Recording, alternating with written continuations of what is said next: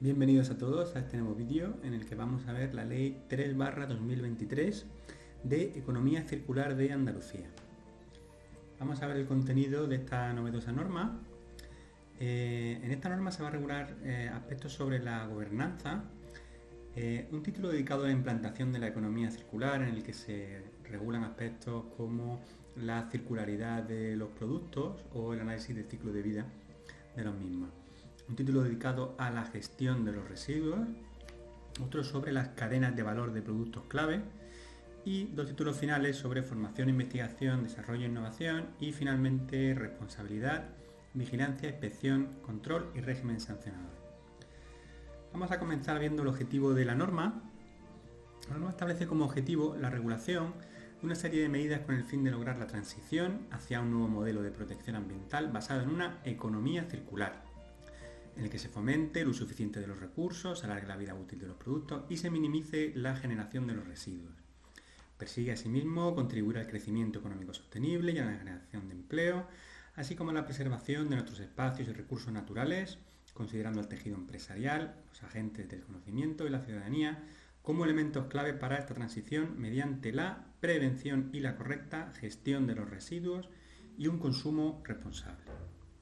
Vamos a ver a continuación el ámbito de aplicación de esta norma y va a ser de aplicación a los sectores y actividades públicos y privados, así como a todas las fases del ciclo de vida de un producto o un servicio que se produzcan, se gestionen o presten en Andalucía.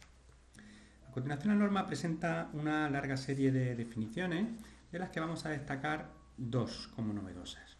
De una parte, la definición a la derecha de la pantalla de economía circular, como el sistema económico en el que el valor de los productos, materiales y demás recursos de la economía dura el mayor tiempo posible, potenciando su uso eficiente en la producción y consumo, reduciendo de este modo el impacto medioambiental de su uso y reduciendo al mínimo los residuos y la liberación de sustancias peligrosas en todas las fases del ciclo de vida, en su caso mediante la aplicación de la jerarquía de los residuos.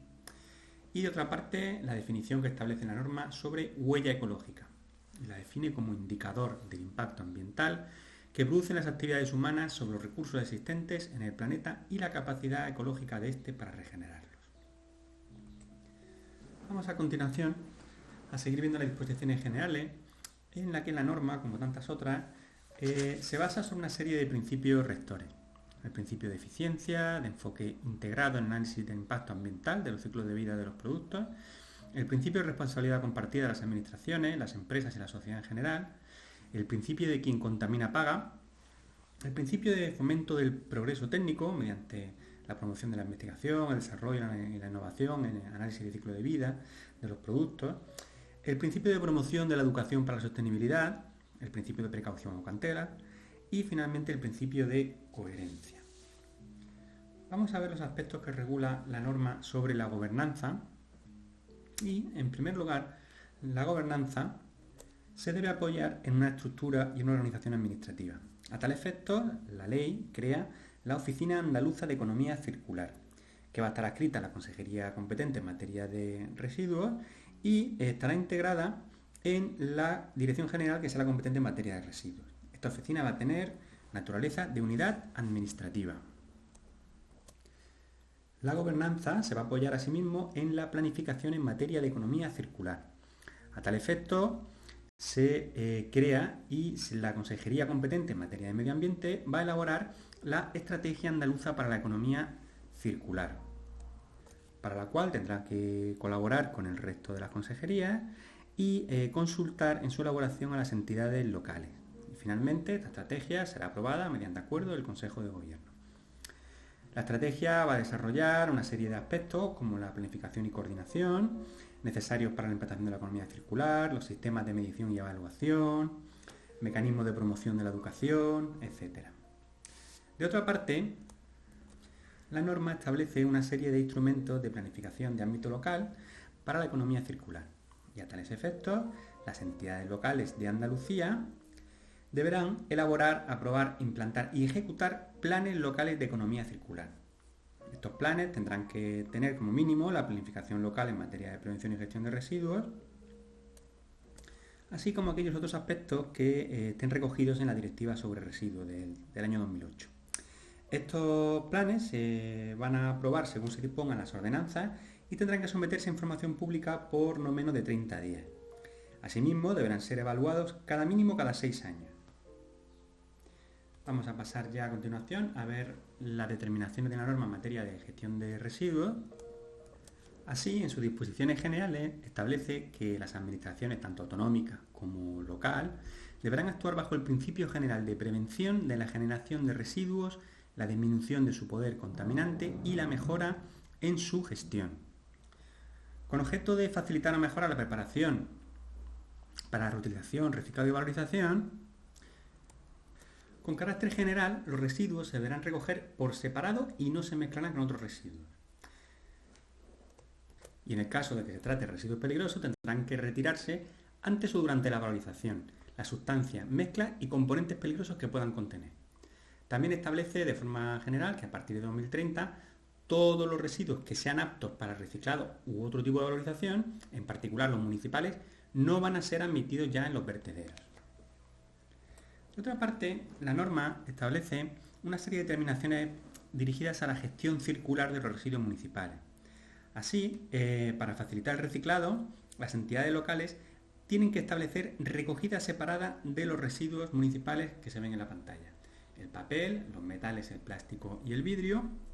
Respecto a los biorresiduos, para aquellas entidades locales que tengan una población superior a 5.000 habitantes y antes del 31 de diciembre de 2023 para el resto.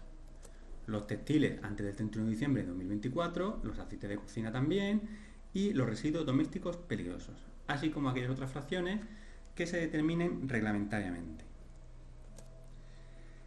Respecto a la preparación para la reutilización y el reciclado de los residuos municipales, se establecen una serie de objetivos, que son los que podéis ver en la pantalla. Para el año 2025, hasta un mínimo del 55% en peso, para el 2030 el 60% y para 2035 mínimo del 65% en peso. También contempla la norma los sistemas voluntarios de responsabilidad ampliada del productor del producto que ya regulaba la normativa básica para los productores que por decisión propia quieran asumir responsabilidades financieras organizativas para la fase de gestión de los residuos del ciclo de vida de un producto. Y tal y como ya establecía la norma básica, en caso de que se trate de sistemas colectivos, van a estar sometidos a autorización o a comunicación previa en caso de ser sistemas individuales.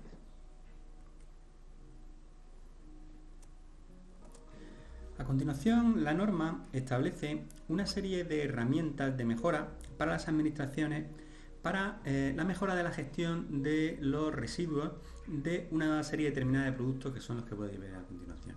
Aparatos electrónicos, eléctricos, baterías y vehículos, plásticos y envases, productos textiles, alimentos, nutrientes y bioproductos. De todos estos nos vamos a centrar en las medidas que establece la norma con respecto a los plásticos y envases. Así, la ley establece para la administración autonómica y para la local una serie de obligaciones para adoptar una serie de medidas para conseguir lograr los objetivos que podéis ver en la pantalla.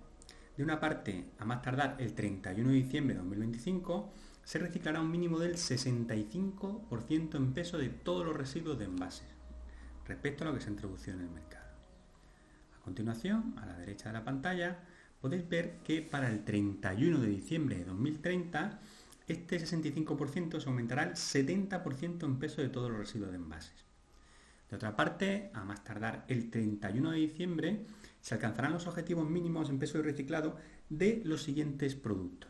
De una parte, el 50% de plástico, que será en el año 2030 del 55%, 25% de madera, pasando al 30% en el 2030, 70% de materiales ferrosos, que pasará al 80%, 50% de aluminio, que pasaría al 60%, 70% de vidrio, que pasaría a ser el 75%, y 75% de papel y cartón, que en el año 2030 pasaría a ser del 85%.